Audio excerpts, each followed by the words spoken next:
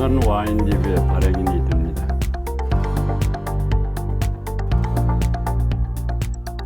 오늘은 지난번 와인의 이야기에 이어서 56번째 포도종에 관한 이야기를 이어나가도록 하겠습니다. 오늘 이 이야기의 중심에는 피노누아를 이야기하도록 하겠습니다. 많은 분들이 와인을 드시면서 피노누아에 대해서 상찬을 하는 이야기도 저도 많이 들었습니다만, 오늘은 조금 이 피노누아에 대해서 깊이 있게 그리고 체계적으로 정리를 해드리도록 하겠습니다. 우선 이 피노누아는 레드 포도종입니다.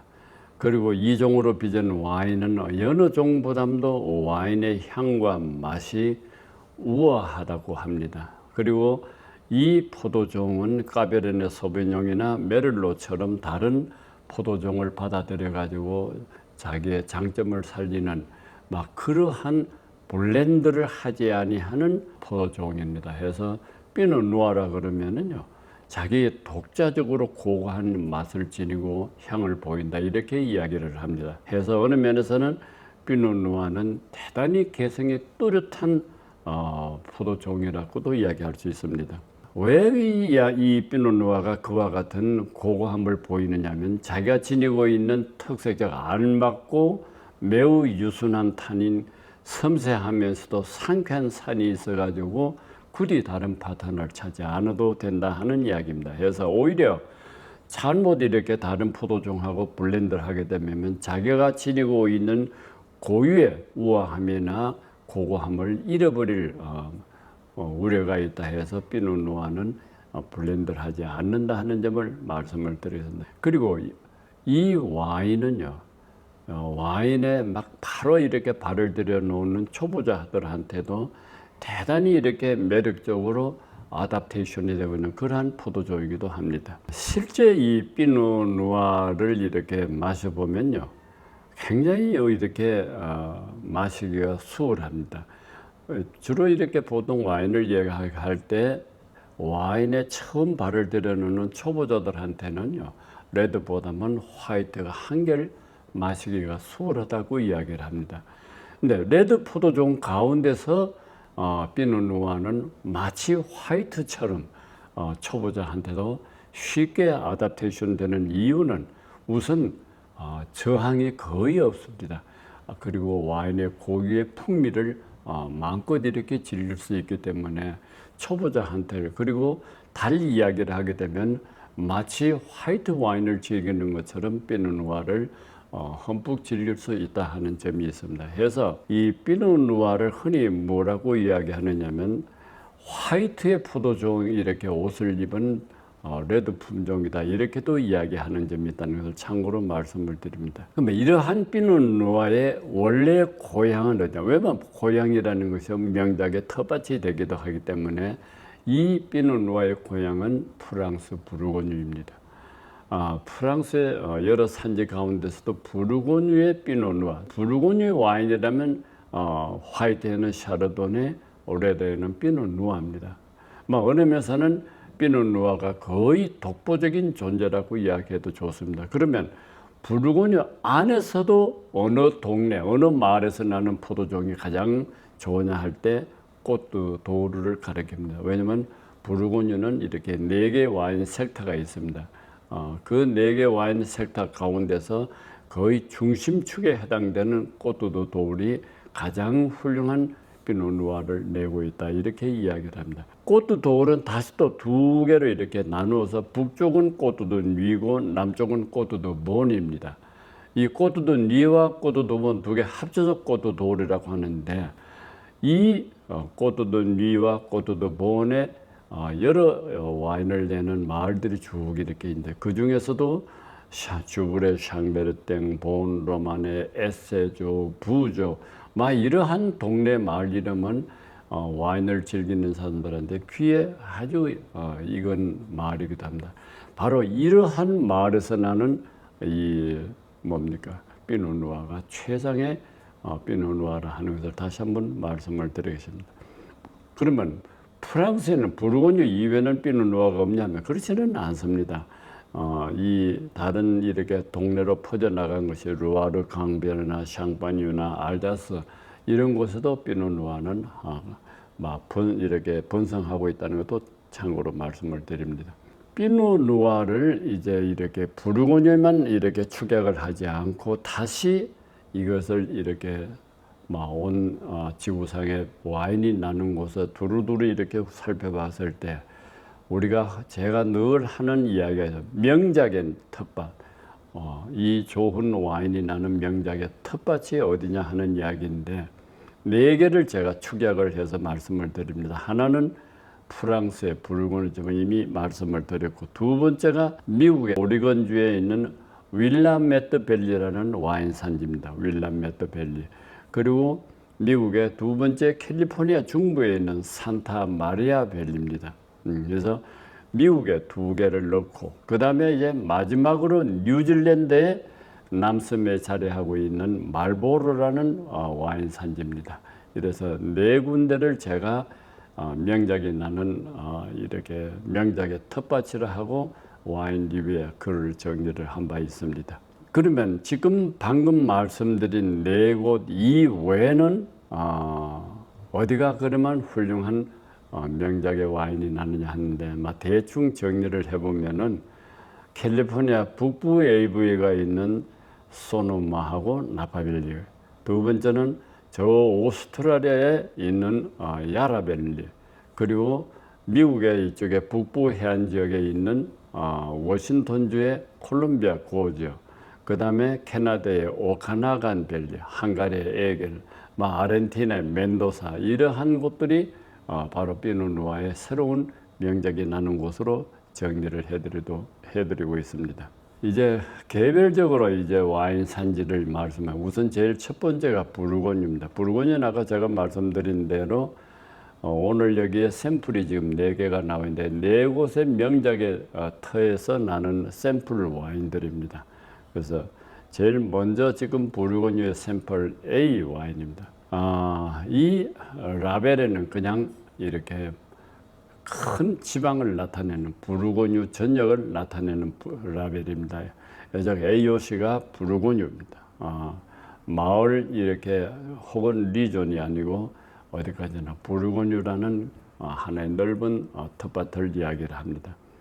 그리고 이 와인을 빚은 사는 짱클로드 부아세라고 되어 있는데, 이 짱클로드 부아세가 있는 입지는 어디냐면은 르생조르주로 되어 있습니다. 아까 제가 꼬뚜드 돌의 북쪽이 르생조르주라고 말씀드렸는데 바로 이 와인의 생산자가 르생조르주의 자리를 잡고 이 아마 부르고뉴 일대에서 나는 와인으로 가장 이렇게 마시기 수월한 와인을 빚고 있다, 이렇게 보시면 되겠습니다. 그리고 포도종은 100%입니다. 아까 제가 여기서 말씀드리는 건 피노누아는 다 100%로 보시면 됩니다. 다음에 산지는 부르고뉴 일대고, 이 와인을 들여오는 곳은 국순당입니다.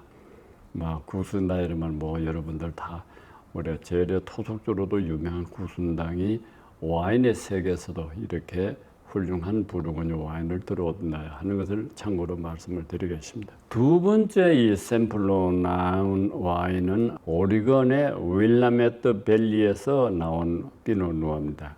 근데 사실은요, 윌라메트 밸리가 대단히 드넓은 와인 산지입니다. 이렇게 깊은 이 산골 계곡에 전부 다 포도밭이 자리하고 있는데, 드넓은 윌라메트 밸리 가운데서도 또 어디서 가장 이렇게 뛰어난 피노누아를 볼 수가 있느냐 하면은 던디힐이라는 곳이 있습니다. 거의 아마 윌라메트 밸리가 거의 중심축에 있는 것 같습니다. 제가 처음 이 동네를 갔을 때 2가지 놀란 점이, 하나는 그 산지가 아주 깊은 이렇게 산골에 이렇게 산맥 속에 펼쳐져 있다는 것, 그리고 토양이 붉은 색상을 띤 표층을 보고서 여기도 테라로산가 이렇게 이야기한 일이 있었습니다. 그래서 이 던디 힐이 왜 유명하냐면은, 원래 오리건의 와인을 개척한 사람들이 1960년대, 70년대 데이비드 레드하고 딕 에라스 같은 양반들, 선구자들이 처음 들어와서 자리 잡은 곳이 사실은 던디 힐입니다. 그래서 이 던디 힐이 윌라메띠의 그 중심축에 있는데 여기서 나는 피노누아가 막 가장 좋은 피노누아다 이렇게 막 그냥 이야기를 하고 있다는 것도 참고로 말씀을 드리겠습니다. 그리고 아까 제가 말씀드린 이 표층이 붉은 토양으로 되어 있는데 여기서는 오리건에서는 이걸 뭐라 그러냐면 오리건 졸이라는 말로 표현합니다. 오리건 졸이라고 토양을 자기들 나름대로 특이한 토양으로서 평가하고 있다는 것을 보았습니다. 그래서 이 와인을 들여오는 회사는 생산자는 스톨라 이 패밀리가 이것을 빚고 있는 것으로 되어 있습니다. 그래서 역시 피노누아는 100% 이 뭐 다른 포도종하고는 섞지 않으니까. 그리고 산지도 윌라메띠의 던디힐이고 그리고 유통 수입사는 비니더스 코리아입니다. 사실은 제가 오늘 지금 현재 비니더스 코리아는 우리하고는 이렇게 연속적으로 파트너를 하지 않고 간간히 이렇게 서로가 막 필요할 때 이렇게 간헐적으로 파트너 협을 갖고 있는데 오늘 이 와인을 이야기하는데 오리건에 이렇게 뭡니까 던디힐의 와인이 없으면 제 이야기하는 게 맥이 빠질 것 같아서 일부러 이 던디힐의 와인을 좀 요청을 했습니다. 했더니 스톨라 패밀리 에스테이트에서 빚은 와인을 여기에 가져와서 오늘 제가 여러분들에게 선을 보입니다. 다음 세 번째 지금 와인의 이야기입니다. 미국의 태평양을 쫙 따라서 연안으로 발전되어 있는 캘리포니아는 뭐 다 정말 넓은 땅입니다. 그래서 북부 지방 가면 우리가 이제 AVA를 세 개로 나누는데 섹터로 나눌 때 북쪽이 AVA, 그 다음에 이쪽에 중부 AVA, 다음에 마지막에 남부. 근데 그게 전부 다 코스트가 붙습니다. 코스탈, 즉 해안가에 사실은 AVA이기 때문에 그렇습니다. 그런데 중부 해안 이 AVA 가운데서 와인하고 연관해 가지고 이름이 난 곳이 늘 이렇게 이름 나는 곳이 몇 군데가 있습니다. 그 가운데 하나가 산타 마리아 밸리에서 나오는 피노누아입니다.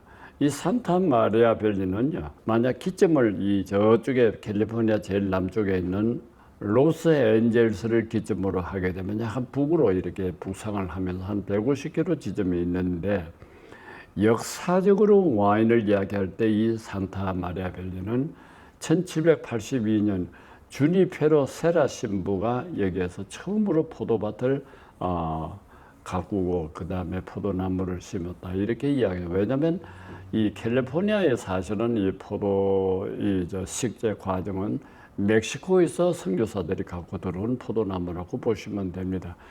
북으로 계속 올라가면서 마지막에 소노마에서 멈추는데 그 20개 가차의 이 뭡니까 수도원들이 중간중간에 포도밭을 가꾸고 이루었던 것이 오늘날 이 캘리포니아 와인의 원천지기도 합니다. 해서 1782년에 이 산타 마리아의 주니페로 세라 신부가 처음으로 포도밭을 이루었다 하는 것을 말씀을 드립니다. 근데 이 산타 마리아 밸리는요, 이렇게 뒤쪽에 큰 산이 하나 감싸고 있는데 그 산 이름이 산타 루시아 산맥입니다. 산타 루시아 산맥. 근데 산타 루시아 산맥이 이렇게 뒤를 막아주고 포도밭은 경사면에서 저 멀리 바다를 내다보면서 발전해 있기 때문에 아주 이렇게 낮에 뜨거운 것, 다음에 저녁에 시원한 해풍 이렇게 때로와가 아주 훌륭한 때로와입니다. 해서 뭐 연간 여기 강우량은 그저 300mm밖에 되지 않으니까 대단히 무더운 지역이기도 합니다. 해서 여기에서 나는 포도의 종을 굳이 이야기하라 그러면은 두 가지를 이야기합니다. 하나는 샤르도네고 하나는 피노누아입니다. 그래서 산타 마리아 밸리 피노누아가 상당히 훌륭한 포도종이라는 것을 참고로 말씀을 드립니다. 그리고 이 제품을 빚은 이 와이너리는 옵틱의 이 브랜드를 내세우고 비엔나시도 비냐드로 되어 있습니다. 비엔나시도 비냐드. 제가 뭐 비엔나시도 비냐드까지 다 모르겠습니다만은 대단히 아마 이렇게 명품으로서 치는 것 같습니다. 그리고 여기에 특징이 뭐냐면 스타 와인 메이커가 조이 텐슬리라는 친구하고 밀러 패밀리예요. 저 와인 주인이죠. 생산자인데 밀러 패밀리하고 이렇게 합작으로 빚은 와인이라 해서 대단히 이름이 나 있는 것으로 알려져 있습니다. 이 와인을 들여오는 수입사는 늘 좋은 와인을 많이 들어오는 와이너리라는 점을 알려드립니다. 다음 마지막으로 뉴질랜드의 말보로에서 난 포도종의 이야기입니다. 말보로라 하면요, 뉴질랜드는 남섬, 북섬 딱 두 개 섬밖에 없습니다. 그런데 그 중에서 남섬의 제일 북단, 그러니까 거꾸로 이야기하면 북섬하고 마주 보는 곳에 있는 곳이 말보로입니다. 이 말보로라 하면은요, 뉴질랜드의 가장 중심축이 되는 와인의 산지이기도 합니다. 그래서 이 말보로의 주된 포도 품종이 두 가지를 이야기하고 있는데 샤르도네하고 피노누아입니다. 아까 제가 이쪽에 산타 마리아 벨리를 이야기할 때도 명품이 나는 포도종에 샤르도네와 피노누아가 있다 했는데, 이 둘이는 매우 자기가 자라고 한 동네 때르와나 모든 것이 비슷한 여건에서 잘 자라기 때문에 늘 명품이 둘이가 같이 이야기되고 있는 겁니다. 왜냐하면 샤르도네도 서늘한 곳을 좋아하고 피노누아도 서늘한 곳을 좋아합니다. 해서 이 토양과 그 다음에 때르와가 둘이가 매우 이렇게 유사하기 때문에 말보로에서도 샤르도네와 피노누아가 두 포도종이 제일 유명한 것으로 되어 있습니다. 그러나 달리 말보로에는 샤르도네만 이렇게 있는 것이 아닙니다. 여기에 나는 소비뇽 블랑은 이 뉴질랜드를 대표하는 포도종이기 때문에 다른 기회에 제가 소비뇽 블랑을 말씀을 드리기로 하고, 오늘은 피노누아가 말보로에서도 아주 이름난 포도종이라는 것을 참고로 말씀을 드리고, 생산자는 여기 지금 보면 이 빌라 마리아로 되어 있습니다. 빌라 마리아. 그리고 브랜드는 어스 가든으로 되어 있어서 매우 이렇게 자연 풍미를 나타내려고 강렬한 자연 풍미를 나타내고 있습니다. 수입해서 이것을 유통시키는 회사는 신동 와인입니다. 신동이 사실은 오래전부터 이 빌라 마리아하고 끈끈한 이렇게 협업을 하고 있는 것으로 제가 알고 있습니다. 왜냐하면 2000년 초부터 빌라 마리아의 와인 생산자 이름을 제가 늘 이렇게 눈에 익었기 때문에 오늘 이 피노누아를 이야기하면서도 빌라 마리아를 다시 말씀을 드리는데, 뉴질랜드 남섬의 말보르의 빌라 마리아 와인이라는 것을 다시 말씀드립니다. 제가 이 포도종과 관련해서 이야기를 하고 난 뒤에 제일 마지막에 꼭 이렇게 음식과의 매칭을 이야기를 합니다. 지금 여기 나와 있는 포도종이 피노누아인데, 이 피노누아하고 어떤 음식하고 매칭시키면 참 좋은 파트너가 되느냐 하는 이야기입니다. 우리 생활 주변에서 쉽게 찾아볼 수가 없는 고기가 하나 있는데 사냥고기입니다. 지금 이렇게 헌팅을 해서 야생 고기를 가지고 온다 이렇게 힘들기 때문에 지금은 좀 어렵습니다만, 왜 이 피노누아를 가장 훌륭한 매칭 파트너로서 사냥고기를 이야기합니다. 사냥고기를 구체적으로 이야기하면은 꽁이나 야생 토끼 이러한 짐승들이기도 합니다. 한데 이 사냥고기를 굳이 피노누아의 가장 훌륭한 매칭 파트너로 손꼽는 이유는 아마 지난 세기에 그 부르고뉴에 영주나 군주들이 사냥을 하고 거기에서 늘 피노누아를 즐겨 마시면서 사냥고기하고 매칭한 데서 아마 유래가 되지 않겠냐. 제 나름대로 그렇게 생각을 합니다. 제가 윌라메트 밸리를 가서 던디 힐을 다 보고 난 뒤에 윌라메트 밸리에 처음으로 포도나무를 식재한 에라스라는 와인 생산자인데, 그 집에서 저녁에 피노누아하고 야생 토끼하고 이렇게 같이 대접을 한번 받아본 일이 있는데, 그때 참 정말 이렇게 해서 야생 이 토끼나 꽁이 좋구나 하는 이야기가 있어서 오늘 참고로 말씀을 드립니다. 두 번째 이 매칭 파트너의 훌륭한 이 해물이 있습니다. 아마 제가 아까 이 피노누아가 뭡니까 화이트 와인하고도 매우 유사한 면이 많다고 들었는데 화이트 와인이 막 우리가 이야기할 때 해물은 화이트 와인하고 좋은 파트너라고 이야기했는데 피노누아하고 화이트하고 이렇게 피노누아를 해물하고 매칭을 할 때는 육질을 지닌 바닷고기, 육질이 있는 바닷고기, 즉 참치나 연어가 아주 좋은 파트너가 된다는 걸 말씀드립니다. 이제 이걸 떠나서 우리 주변에서 가장 흔히 이 좋은 파트너를 찾으려면 양고기나 오리고기 이런 것들이 훌륭한 매칭 파트너가 된다는 것을 되풀이 말씀을 드리겠습니다. 이상 제 이야기를 끝내겠습니다.